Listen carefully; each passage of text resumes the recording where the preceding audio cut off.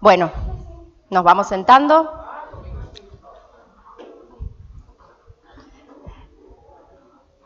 Bueno, buenos días. Hoy la verdad que para mí es un placer tener acá a Ricardo Diumenjo, que va a ser nuestro disertante en el Ateneo de hoy.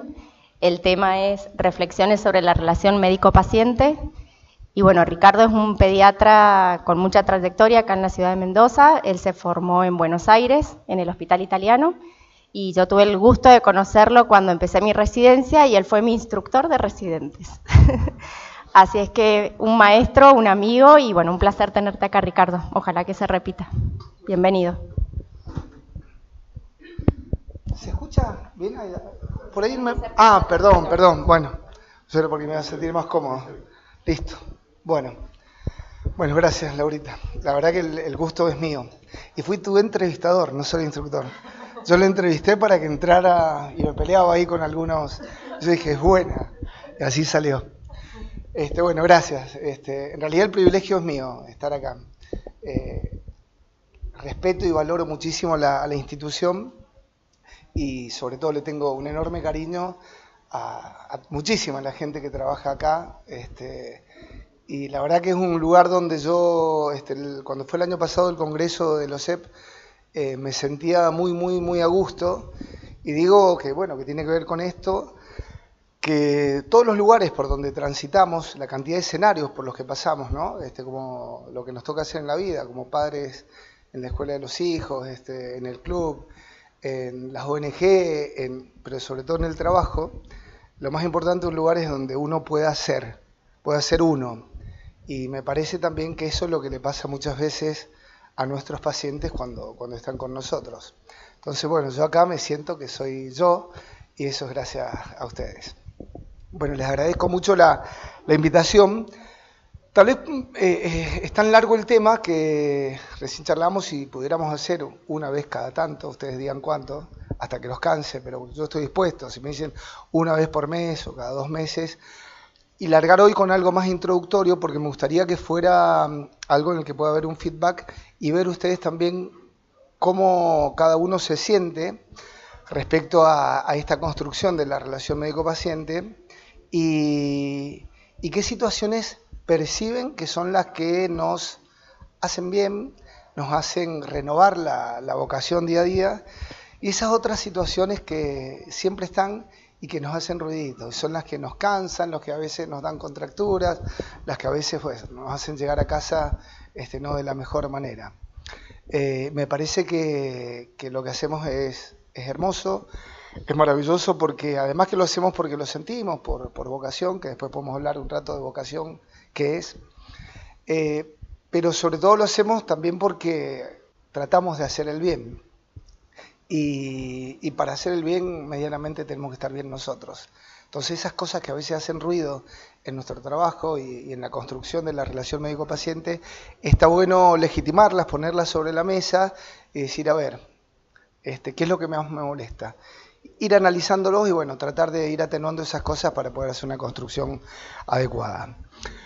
Este cuadro de Picasso, que es maravilloso, el médico, la religiosa, que siempre estuvo la religión en los primeros años de la medicina, después vinieron otro tipo de versiones religiosas, como los chamanes, pero si bien es un cuadro muy lindo, digamos, hola Moni, después les voy a mostrar otro cuadro que me gusta mucho más.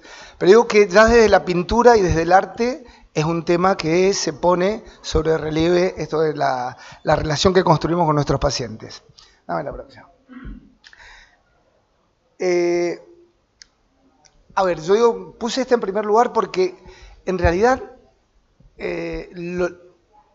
todo lo que sucede, lo que vibra entre el encuentro entre dos personas, pero sobre todo una que necesita y una que está medianamente capacitada para ofrecer ayuda, supera amplísimamente toda esa vivencia, todo eso que pasa ahí, supera amplísimamente lo que nos enseñan en una facultad de medicina.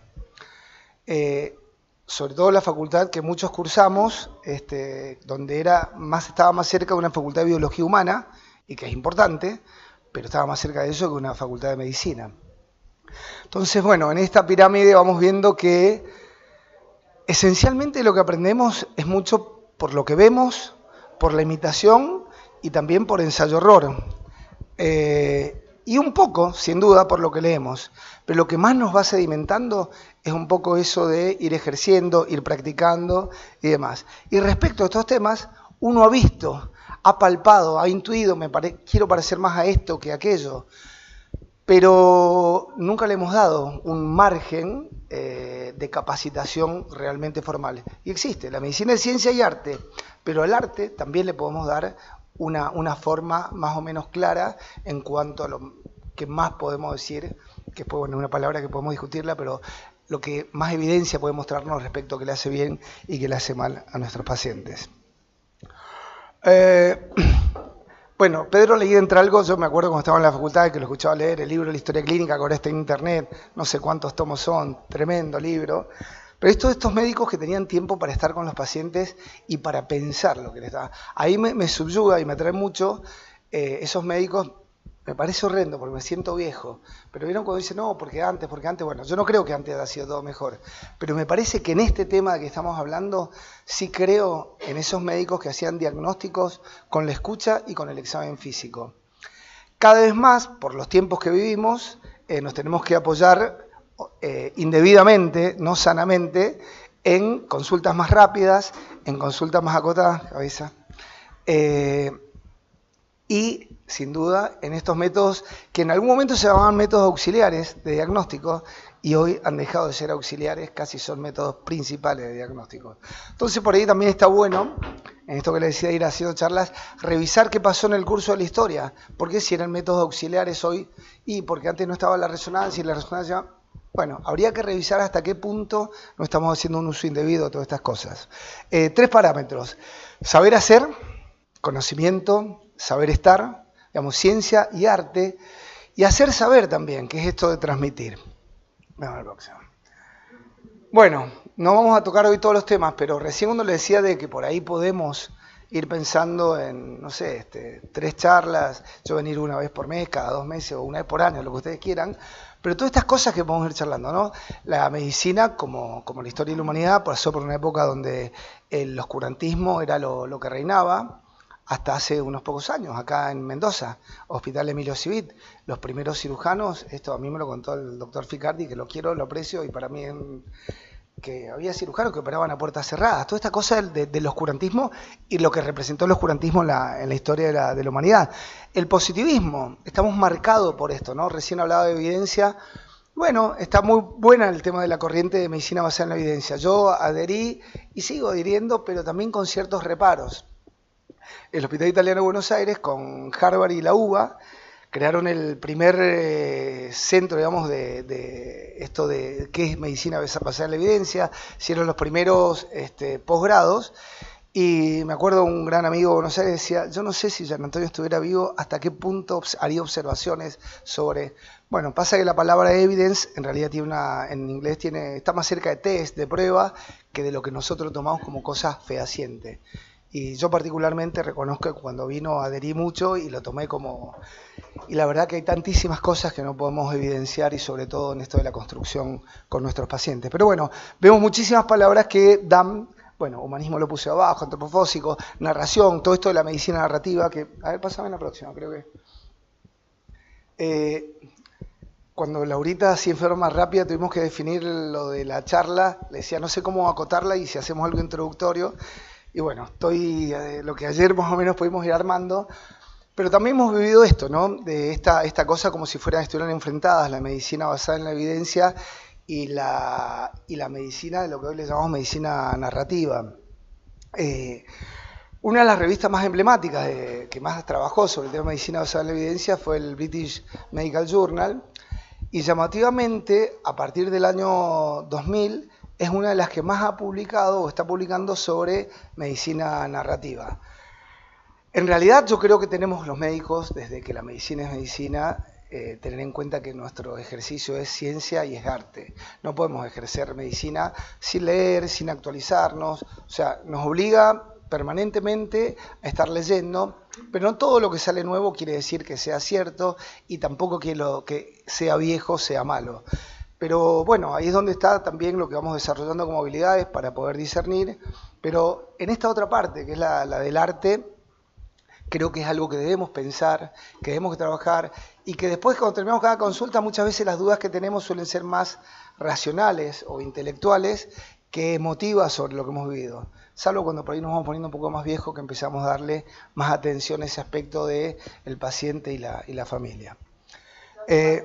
Sí, quiero que me interrumpan porque en realidad lo que más quisiera es que ustedes me hagan devoluciones en función de eso.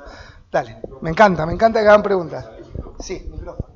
Mi pregunta es cierto que digamos, en el ejercicio de cuando uno está en el consultorio es una mezcla de un montón de cosas para mí, pero lo que es el arte o la habilidad que uno que puede ir adquiriendo, que no sea solamente con la experiencia y con los años que uno va adquiriendo, porque yo estoy segura que no soy la misma cuando terminé la residencia que cómo atiendo al paciente ahora, independientemente del conocimiento básico que puede haber ido adquiriendo, que no sé si ha sido mucho, pero ¿esa arte se puede aprender de alguna forma que no sea solamente con la experiencia? Bueno, clarísima la pregunta y la respuesta es claramente sí. Claramente sí. Hay personas que nacen con más habilidades que otras en cuanto a lo comunicacional, en cuanto a lo vincular. A veces inclusive esas habilidades que uno podría decir innatas hasta nos hacen elegir la carrera que elegimos. Probablemente algunos, no sé, de las ciencias duras,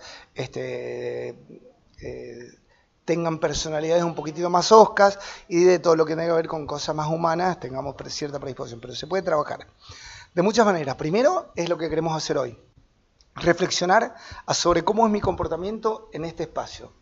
Decíamos que lo que sucede entre estas dos personas, médico y paciente, superan por amplio margen lo que nos enseñan en la facultad. Bueno, es pensarlo, reflexionar.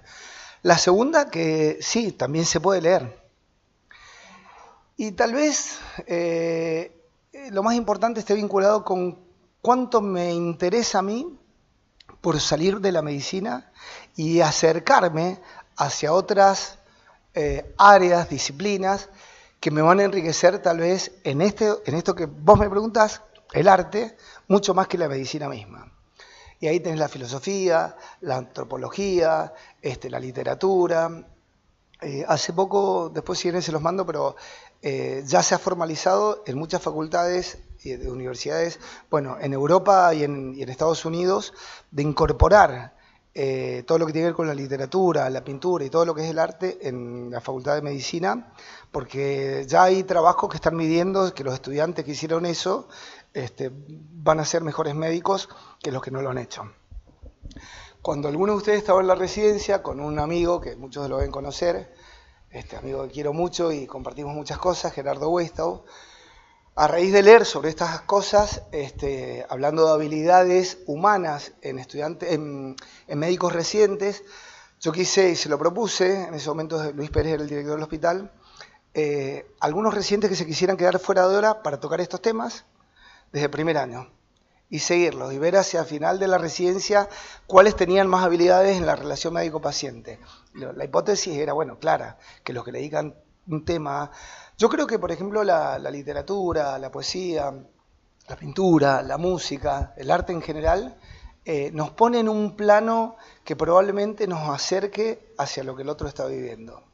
Si uno piensa que la relación médico-paciente, la esencia, es construir una relación empática, que sería algo como ponerme en el lugar del otro, probablemente el arte sea un facilitador de ese camino. ¿Fui más o menos claro? Sí. Bueno, ahora pareciera ser que, ya no sé qué palabra usar, no quiero usar evidencia, pero como que habría una tendencia a hacer eso porque se cree que es mejor, enseñar eso. Y hace poco estuvo en Mendoza, no tiene nada que ver con medicina, porque un banquero que habla de valores, Joan Melé, yo hace 3 años hice un curso con él de conciencia, que a mí también esas cosas me han ayudado, o sea, se sabe que las personas que meditan, que trabajan el tema de la conciencia, si quieren ahora está mindfulness, toda esta cosa, te puede poner en un plano que te acerca un poco más a esto.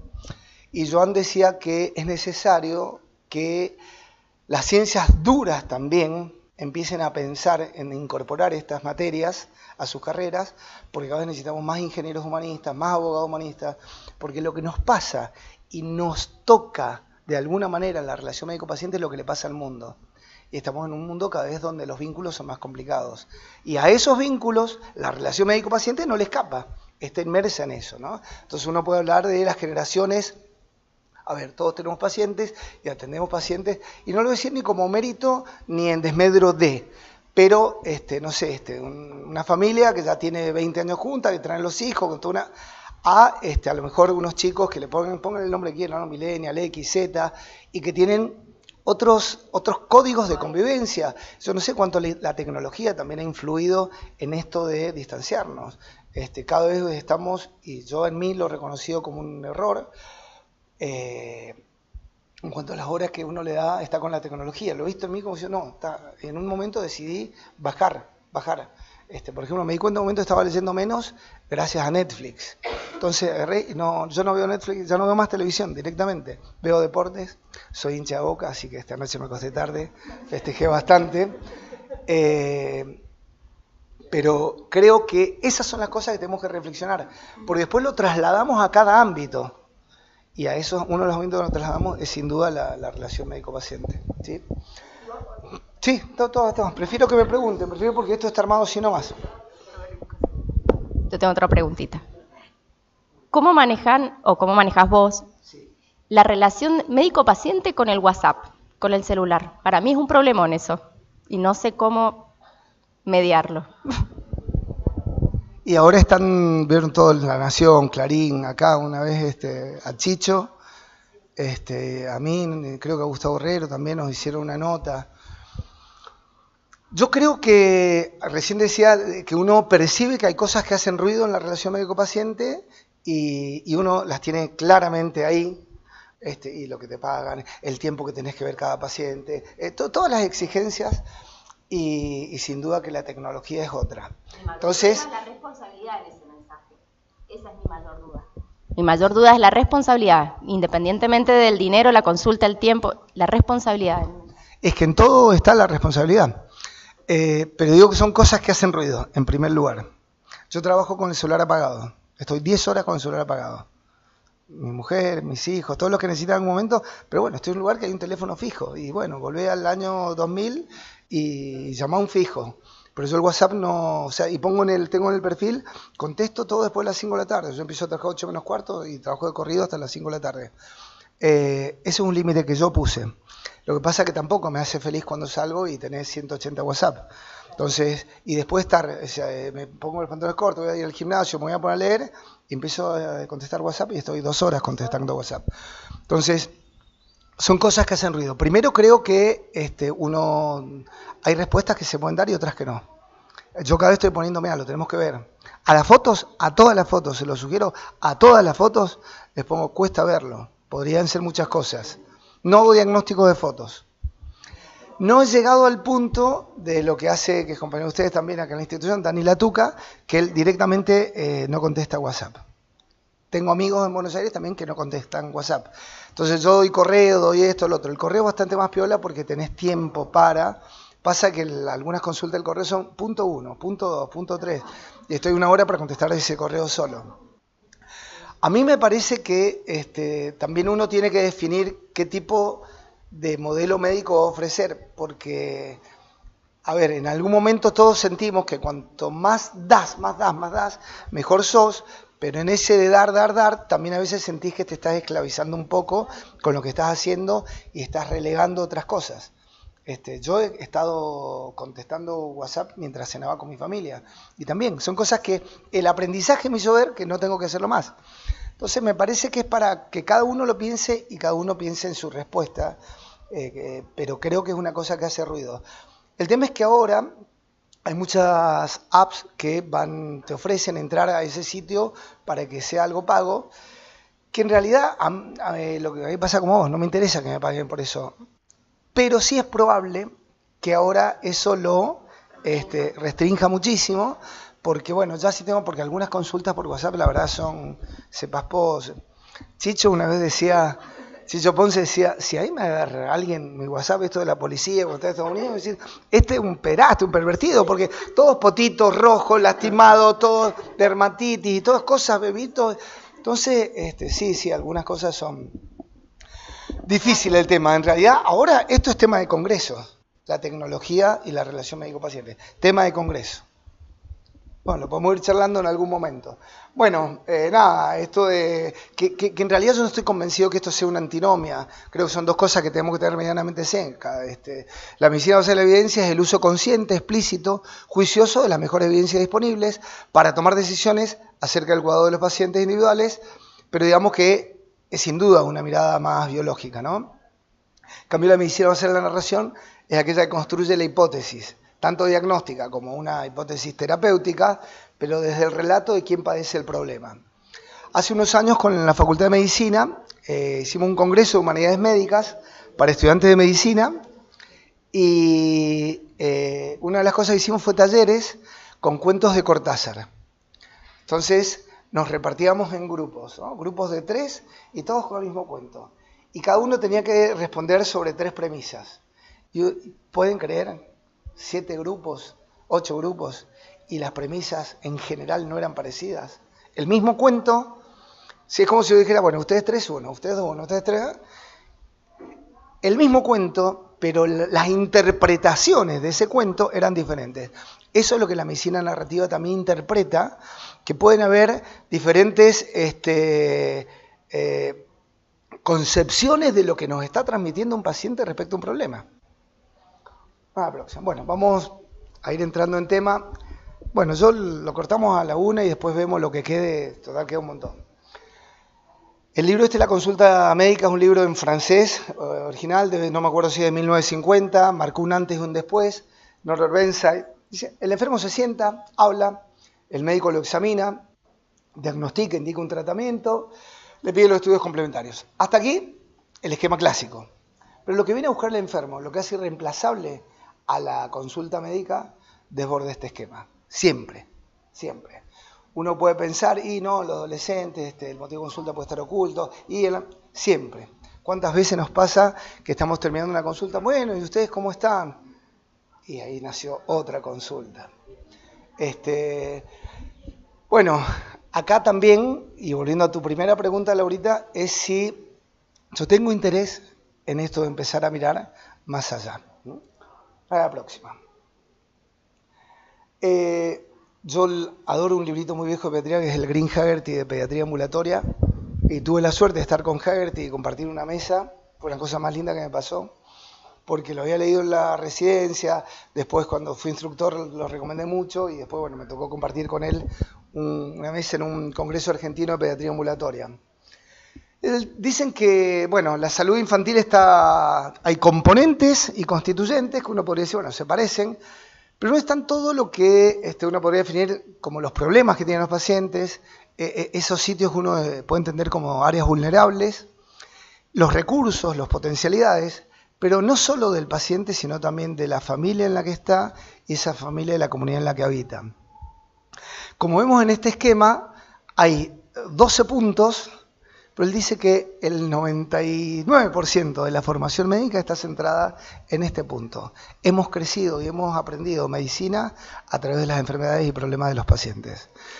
Si a mí me dicen, bueno, dígame, la comunidad en la que está, ¿qué potencialidades le ve usted de que lo ayude este chico hipoacúsico? Y no soy bueno diagnosticando eso. O al síndrome de Williams le diagnosticamos la cardiopatía, o que tenía, no sé, hipercalciuria y todo, pero poco sabía de que tiene un oído que puede llegar a ser absoluto y que puede ser un talento para la música. Entonces, como que nuestra formación está muy, muy centrada en los puntos vulnerables de los pacientes y muy, muy poco en las potencialidades. Y bueno, después podemos decir que hubo maestros que nos dijeron que esos pacientes estaban en una familia, hay que aprender a mirar a la familia, y esa familia está dentro de una comunidad. Y hablando de esos maestros, Florencio, yo mi tercer departamento en Buenos Aires, vivía a una cuadra de Florencio y de su mujer, Eva, y pasaba caminando todos los días por la puerta de casa en la avenida Santa Fe, con su muñito, traje, todos los días de traje, una cosa exquisita. Este libro sí es mediado del siglo pasado, y en este libro, Anatomía de Familia, aparecen las primeras descripciones de que a los chicos les pasan cosas y que van más allá de lo que tienen. En realidad, el libro se llama Anatomía, pero habla mucho de fisiología de la familia.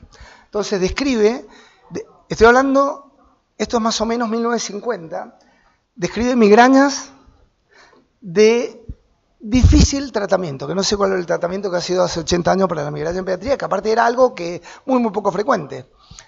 Eczemas rebeldes a todo tipo de tratamiento, o chicos con hiperreactividad bronquial que no andaban con una cosa, con la otra. Creo que también habla de gastritis. Pero lo que empieza él a disecar es en qué tipo de familia se está moviendo este chico y a compararlo con otro. Bueno, el libro es maravilloso porque hace una descripción de todo lo que le pasa a los chicos, que hoy lo tenemos medianamente claro, no digamos que mucho, pero medianamente, y sabemos que estos sin duda están vinculados. Bueno, y el otro maestro, dame la otra, que él empezó a traernos el concepto de la pediatría integrada, esto de una mirada un poquito más holística de la profesión. Cuando yo estaba en la residencia, hacen un programa que se llamaba CAPA, que era categorización del paciente pediátrico politraumatizado, y bueno, nos hicieron todos entrenamientos, me acuerdo con esos hules así, ¿se acuerdan? El chiquito accidentado, lo medían, pum, pam, que todavía ya no estaba todo tan estandarizado, y empezamos a hacer los cursos. Bueno, un día se internó un chiquitín, no me lo olvido más, un chiquito de 10, 11 años, y que lo había atropellado un auto. O sea, tenía una fractura, no me acuerdo en qué hueso de la pierna. Y bueno, pim, pum, pam, después yo la madre, el padre, pero primero trajo la ambulancia al hospital. Ese chico se había hecho la sincola, la rabona, porque bueno, había conflicto, hijo único, había conflicto entre mamá y papá, se estaban separando. Bueno, esto fue San Antonio el que nos empezaba a hacer, bueno, porque es una fractura, va a tratar la fractura, está la radiología, que se vaya con el yeso, o vamos a mirar un poquitito más allá.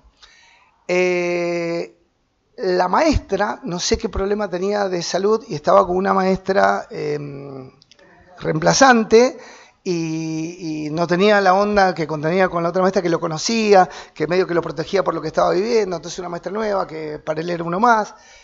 Y el taxista que lo atropelló, no sé si venía copeteado, pero era una cosa donde cada lugar donde uno ponía la lupa había una zona de conflicto.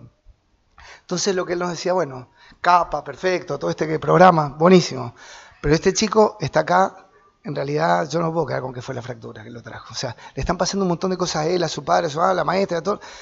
Yo no digo que nosotros como médicos tengamos que responder a todo eso, pero sí, sin duda, tenemos que ampliar la mirada, porque si yo creo que con el yeso lo mando a la casa y resuelvo el problema. Entonces, bueno, era un poco la invitación permanente de él bueno, ni que hablar con los pacientes con enfermedades crónicas, que era un poco como una debilidad que él tenía también. Entonces estamos hablando de estos modelos de familia, estos modelos de comunidades. Entonces podemos encontrarnos con familias que uno diría, bueno, las cosas muy claras, así como es blanco y negro, que la medicina y la vida no es blanco y negro, y está llena de matices, por suerte. Yo normalmente me paso la vida en los matices, pero en todo. Y porque si el blanco y el negro son grietas, yo siempre me siento, ¿por qué se agrieta todo? ¿No? Con todo, que el sexo, que la política, todo. Y me parece que nosotros en la medicina tenemos que tratar de tener una mirada en donde está lleno, es un arco iris, y tenemos que ser parte de eso. Entonces, familia de este tipo, uno podría tener en cuenta que, a ver, las cosas están muy pautadas, están muy claras. Uno puede o no estar de acuerdo, pero que en esa época era el jefe de la familia, la madre que generalmente solía ser una mujer que estaba dentro de la casa, se encargaba de los chicos, por ahí con modelos muy rígidos, ¿sí? O modelos familiares en donde, bueno, están cambiados los colores acá, no importa. Los míos, los tuyos y los nuestros. Ahí está el papá con una aguja de coser, y está el sofá está cosido. Son diferentes chicos, unos de ellos, unos de cada uno. Y cada vez que bueno, y ahora esto ya está viejo también, porque ahora tengo que traer familias monoparentales, que cada vez son más, o mamás con 2 mamás, 2 papás. Y en este mundo es donde nos tenemos que meter. Y vuelvo a una de tus preguntas, a mí me parece que cuando uno a la medicina le pone una mirada en donde la filosofía te va a enriquecer la mirada, en donde la antropología te va a enriquecer, y uno puede entender muchos más todas estas vivencias y salir de la respuesta clásica, no, yo esto no lo acepto. Yo he escuchado 1000 veces, ¿no? Sobre todo desde que salió la ley de matrimonio igualitario, pero muchísimas cosas. Yo, mira, si vos sos médico no podés decir eso, no podés pensar así. Cada uno puede tener sus ideas respecto a su vida privada, pero nosotros somos médicos de los pacientes. Y así tengo que tener todas las religiones, todas las razas, todas las creencias, y me parece que lo tengo que ver desde un lugar, diría, sano y muy amplio. Pregúntenme lo que quieran, porque estoy haciendo cosas para ir introduciéndonos un poco a este tema. Aurora Pérez. ¿Quién estaba en la residencia cuando traíamos a Aurora Pérez? ¿Vos, Laura, vas a haber estado? ¿Vos estuviste? Aurora fue una de las primeras psiquiatras infantiles, se formó en el Hospital de Niños de Buenos Aires, tuvo un maestro que fue el doctor Robles Gorriti, que después se fue con Gian Antonio al Italiano, y Aurora esto lo publica en un archivo argentino de pediatría del 70 y pico.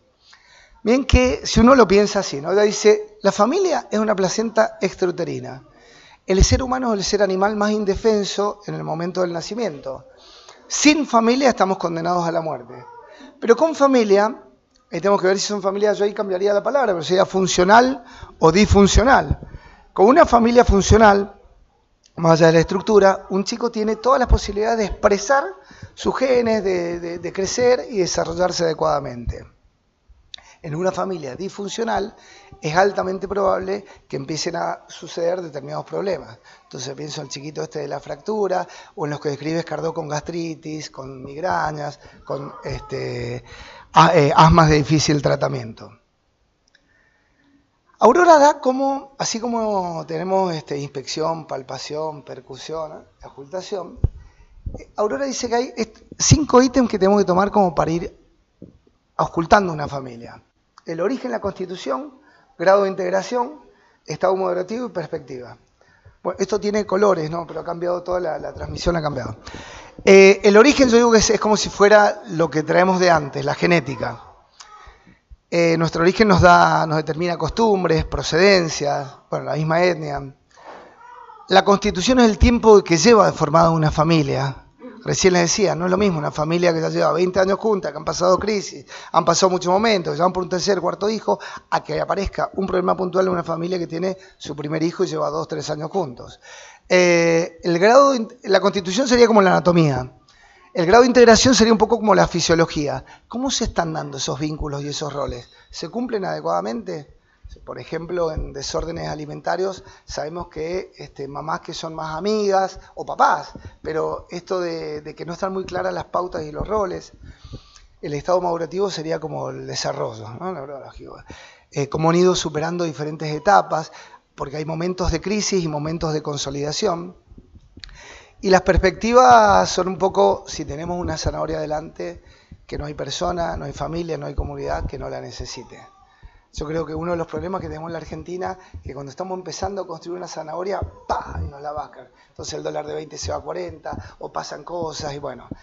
En realidad todos necesitamos esa zanahoria adelante y así como recién hablaba de paciente, familia y comunidad, también debemos ser capaces de ocultar si una familia está mirando hacia el futuro y se está proyectando. A mí, por ejemplo, me asombran muchos pacientes que tengo con enfermedades crónicas porque uno dice, a pesar de lo que están viviendo, de la situación con un hijo, están pensando hacia el futuro. Richard, ¿y vos creés que cuando pase tal cosa podrá hacer y estar mirando? Y en realidad, siempre pienso, bueno, y también lo decía Gian Antonio, que los médicos somos muy buenos mochadores de esperanza. Y no es algo que tengamos que hacer. Y nos da miedo como que a veces los pacientes se esperancen. Una cosa es la ilusión, que a veces no tiene nada que ver con la realidad, pero otra cosa es la esperanza, que a veces tiene que ver con una actitud ante la vida. La ilusión, si es una cosa que está alejada de la realidad, uno medianamente tiene que tratar de poner en realidad, pero la esperanza no es algo que tengamos que matar. San Antonio contaba una historia de una señora, época que los hospitales se llenaban de enfermos crónicos y podían vivir en el hospital. Una señora con que no sé qué enfermedad tenía de la sangre, que la tenían que transfundir cada tanto, pero no la mandaban a la casa, y un día la señora mayor le pide al jefe de clínica si no le podía dar un permiso. Y le dice, ¿quiere? Y es que necesito 6. No se puede seguir al hospital. Mira, ustedes le hacen transfusiones 2 por semana, ¿no? Tiene el vaso grande. Es que yo necesito tomarme un solo día. Yo me voy el sábado a la mañana y el domingo estoy de vuelta. Tanto le insistió que el médico le dice, bueno, dígame, ¿qué es lo que quiere hacer? Es que el sábado se casa mi hija. Bueno, está bien, la vamos a dejar. Bueno, la mujer vuelve el domingo, el lunes cuando lo ve al médico le dice, doctor, no sabe lo agradecida que estoy, lo feliz que fui en el casamiento de mi hija, pero le quiero hacer otro pedido. Dígame, ¿qué? En 3 meses se me casa otra hija. Yo digo, esto que es maravilloso, que los pacientes, bueno, la medicina, que normalmente no se metía en estas cosas, ahora hay trabajos en muchas revistas, Lancet, el British mismo, cómo influye en la evolución de un paciente oncológico tener fe. Hablo de la fe como en cuanto a espiritualidad, no desde lo religioso. Entonces, es interesante que revistas muy adheridas a lo ultracientífico y sobre todo con trabajos netamente biológicos, hoy estén sumando esta mirada y estén, yo digo, como naufragando un poco en este mundo, ¿no? Dame la próxima. Bueno, hay muchas definiciones de relación médico-paciente. A mí esta es una de las que más me gusta, deportes. Dice que es un encuentro entre una confianza y una conciencia. Hay médicos que son mejores o más hábiles en esto de ganar la confianza que otros, pero tenemos que volverlo con conciencia. O sea, tenemos que saber qué es lo que estamos dando, qué estamos ofreciendo, y eso es lo que se llama conciencia. ¿Cómo reconstruir la confianza con los pacientes? Bueno, de muchas maneras, pero una, digamos, como decía Muratorio Pose, entre la anamnesis y el examen físico, yo voy a elegir, si tengo que hacer diagnóstico, voy a elegir siempre la anamnesis. Tengo muchas más chances de hacer un diagnóstico con la anamnesis que con el examen físico. El examen físico no vamos a dejar de hacer nunca en la vida. Pero la anamnesis, si está bien hecha, ¿saben de dónde viene la palabra? Ana, separar. Anatomía, tomos, partes. Anafase. Mnesis, memoria. Hay médicos que son mejores secuestradores de la memoria de los pacientes, porque tienen una capacidad de entrar, de escuchar, de repensar, que son capaces de tomar. Y con la anamnesis muchas veces hacen el 70-80% de los diagnósticos. Voy a ir hacia lo macro para volver de nuevo a la relación médico-paciente y les voy a mostrar solo 3 diapos. La idea es pensar, vuelvo a esto de medicina basada en la evidencia y medicina narrativa. La ciencia, que es lo que hacemos a cotidiano y lo que venimos mamando, es fundamental. Pero como muchas veces la ciencia va por un lado y los problemas de la gente van por otro. O la ciencia va increyendo y los problemas cada vez estamos con más niveles científicos y a la gente los problemas de salud cada vez le aumentan más. Prevalencia de caries, son molares en poblaciones británicas. Ahí está, dice molares. Etapa anglosajona, Edad Media, siglo XVII, primera mitad del XIX y segunda mitad del XIX. Argentina, es tan difícil encontrar datos así. Uno dice, ¿cómo puede ser que la ciencia se está desarrollando y cada vez la gente tiene un problema de salud como caries? Bueno, obviamente que esto tiene que ver con la industrialización de los alimentos, la revolución industrial. Cuando uno ve lo que se consumía de azúcar en Francia en una misma década, que se partía de 400 gramos por año a 8 kilos por año y después a 30 kilos, un momento en la historia que la remolacha se sacaba muy fácilmente, empezaba a sacar azúcar de la remolacha y el azúcar, que era algo muy costoso, bajó el precio del azúcar y el consumo, bueno, así fue que después nos vino lo que nos vino, ¿no? Con todo el tema del sobrepeso a nivel mundial. Pero digo, esto está aumentando claramente en una etapa donde la medicina, la ciencia, la odontología aumentaba. Dame la otra. Bueno, esto es para nosotros los pediatras todos los días. Niveles de colesterol en chicos de 7 a 9 años y enfermedad coronaria y mortalidad. Vemos el consumo, nivel de colesterol, y esto está directamente, que no lo puse, vinculado con consumo de grasas en los primeros años de vida. Energía de grasas saturadas. Italia a Finlandia, pasando por Estados Unidos y Holanda. De menor nivel de consumo a mayor nivel. El riesgo es directo entre aumento de colesterol y aumento de mortalidad por enfermedad coronaria. ¿Qué hace la medicina tradicional? Y bueno, ahora buscamos ya si son de titanio, de no sé qué, que el stent sea más así, más allá, y no conseguimos educar a los chiquititos para que coman de otra manera. Esto es lo que yo quiero que reflexionemos. Si vamos a seguir sosteniendo un modelo de una medicina cada vez más costosa, cada vez más para pocos, que revienta los sistemas, cuando lo que tenemos nosotros para cambiar es la palabra, es la escucha, es la relación, y que nuestros chicos Mendoza, 2017, bueno, Mariana está en el Ministerio de Salud, midió por primera vez con 10.000 chicos niveles de sobrepeso en edad escolar, primaria. La cifra mundial, la cifra argentina que estaban medidas coinciden con lo de Mendoza. 40% de los chicos escolares de Mendoza, 40% tienen sobrepeso. Un tercio de esos chicos son obesos.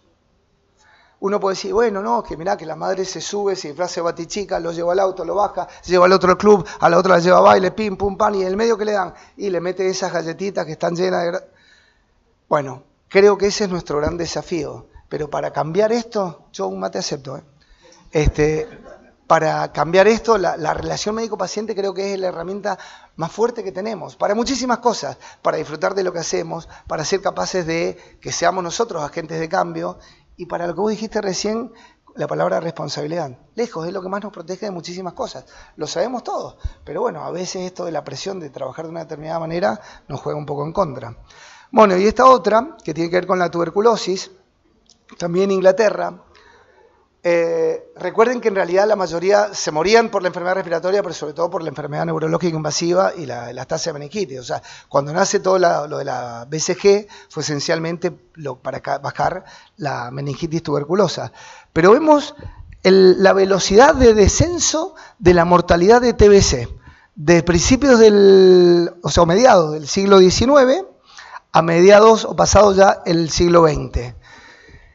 Vean la velocidad con que empieza a descender y recién después del 1880 se identifica el bacilo, aparece el tratamiento y después la vacuna.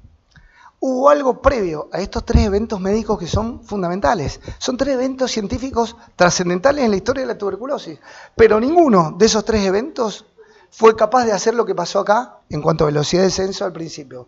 ¿Qué pasó acá? Revolución industrial. La gente empezó a vivir de otra manera, empezaron a vivir más dignamente. Con la revolución industrial empezaron a hacerse casa de otra manera, a tener condiciones de salud, de higiene, que fueron las que modificaron las condiciones de vida de la gente. Se dice que hasta mediados del siglo pasado el hombre se enfermaba por las condiciones de vida, y acá lo vemos. Y de hace 50, 70 años nos estamos enfermando por los estilos de vida. Yo digo que a mí me encanta porque nosotros somos agentes de cambio. Y uno dice, bueno, no es para tanto. Pero Josefina Artiguelón, que la conocen muchos, en una conferencia que da que se llama Visión Antropológica de la Niñez, una cosa impresionante, dice que los chicos cuando crecen, nacen, crecen, hay un mundo que es la familia. Y después ese mundo se va agrandando con mamá, papá, hermanito, y después se suma abuelito, tío, primo, pero ese es su mundo. Cuando se escolariza, saltan al cosmos. Y en ese cosmos hay 2 personajes que pueden ser muy importantes para la historia de ese chico si se lo proponen. Uno es la maestra y la otra es el pediatra. Yo cuando le escuché a Josefina la primera vez dije, Dios, o sea, otra responsabilidad más. Uno vive con tantas cosas. Digo, es hermosa. Es hermoso que nosotros tengamos esa posibilidad de cambio. Yo no descreo de esta medicina científica, la sostengo todos los días, pero sí creo que en mi formación, en la formación de la mayoría de nosotros, esto de que estamos hablando hoy no ha ocupado un espacio importante y me parece que es trascendental. Dale. Todo lo que hacemos tiene que ver con un solo ítem, la calidad de vida de los pacientes, la calidad de vida de la gente, la calidad de vida de las comunidades. Y cuando uno habla de calidad de vida, ve que es la alimentación, es la educación, es la salud, es que tengan vivienda digna, que tengan trabajo, que tengan recreación. Recién le decía, que tengan una zanahoria, que puedan mirar para el futuro, afectos, la libertad, bien supremo, ¿sí? Bueno, no sé si quieren preguntar algo. Dale la próxima. 10 minutos más puedo. Oliver Sacks, vos lo debes conocer. Genio. Un psicoanalista en Marte. El hombre que confundió a su esposa con un sombrero. Despertares. ¿Se acuerdan de la película? Sí. Bueno, esos 3 libros son los que yo leí de él, pero el hombre que confundió a su esposa con un sombrero. Yo llego a escribir ese título, me matan, ¿no? Me encanta lo que dice. Dice, si queremos conocer a un hombre, preguntamos cuál es su historia. porque cada uno de nosotros es un relato singular, el cual es construido a través de y mediante nuestros sentimientos, actos y pensamientos, y no en menor medida a través de nuestro discurso. Biológicamente no somos muy diferentes. Históricamente, como relato, cada uno de nosotros es único. Entonces yo por ahí en la facultad le digo a los chicos que levante la mano el que crea que la ley de Frank Starling, ¿se acuerdan de la actina y miosidad? Sea diferente en cada uno. En la ecuación de Nernst, la membrana, la conductancia, todo, tenga diferente. El que crea que, no sé, las crestas internas de la mitocondria sinteticen energía de una manera diferente. Somos iguales, iguales. Lo que nos hace diferente es lo que nosotros tenemos que secuestrar, es lo que nosotros tenemos que percibir, es lo que nosotros tenemos que tomar. Y no solo diferente en lo propio, sino en el contexto. O sea, en mi historia, además de ser yo, tengo esto que decíamos, una familia, una comunidad. A mí me divierte también mucho más y disfruto mucho más hacer las cosas de esta manera. Dale la próxima, vamos a ver. Bueno, entonces volviendo a esto de los modelos de formación, yo le puse el yin y el yang, porque más allá que me gusta el yin y el yang, pero porque todos somos un poquitito todo, ¿no? Un modelo médico de formación tradicional y un modelo médico un poco más moderno. El contexto en que hemos crecido y aprendido medicina nosotros ha sido esencialmente biológico. Hoy tratamos de enseñarlo desde lo biográfico, ¿sí? La anamnesis está basada en nosotros en un interrogatorio, somos los que preguntan, los que preguntamos, y hoy el término escuchatorio, yo la primera vez que lo escuché fue de Muratorio Pose, que ya era un hombre grande y decano de la facultad cuando yo lo conocí, pero tuve la suerte de vincularme con él y hablaba de estas cosas, ¿no? Y me gusta, de ser capaces de escuchar más que de preguntar. Desde el punto de vista bioético, el modelo tradicional era yo te voy a hacer el bien. Entonces estaba el clínico que preocupado por su paciente, que estaba gordo, obeso y estaba con Angor, le metía la mano en el bolsillo, le sacaba el cigarrillo y se lo pisaba y le decía, vos no vas a fumar más, porque te lo digo yo. Eso es beneficencia, pero un modelo absolutamente, como dice abajo, paternalista. Un modelo más moderno es la autonomía. Y la construyo, la respeto, pero la construyo de una manera más deliberativa, o de lo que se llama el diálogo socrático, que partimos de la base, que está bueno a veces hacerlo, partimos de la base que, a ver, los dos tenemos un poquito de razón, o los dos no tenemos nada de razón. La razón la vamos a construir entre los dos, porque en realidad nosotros tenemos el saber médico, pero el paciente tiene el saber de lo que pasa. Por eso es diagnóstico, diagnosis, conocer entre dos. O sea, nosotros creemos que hacemos los diagnósticos, pero en realidad es una construcción con el paciente. El paradigma de un modelo tradicional es la enfermedad. Ahora es la salud, es el cuidado de la salud, el cuidado prioritario de la salud. En el primer modelo es diagnosticar y tratar. Qué bueno el doctor, me detectó tal problema, me salvó la vida.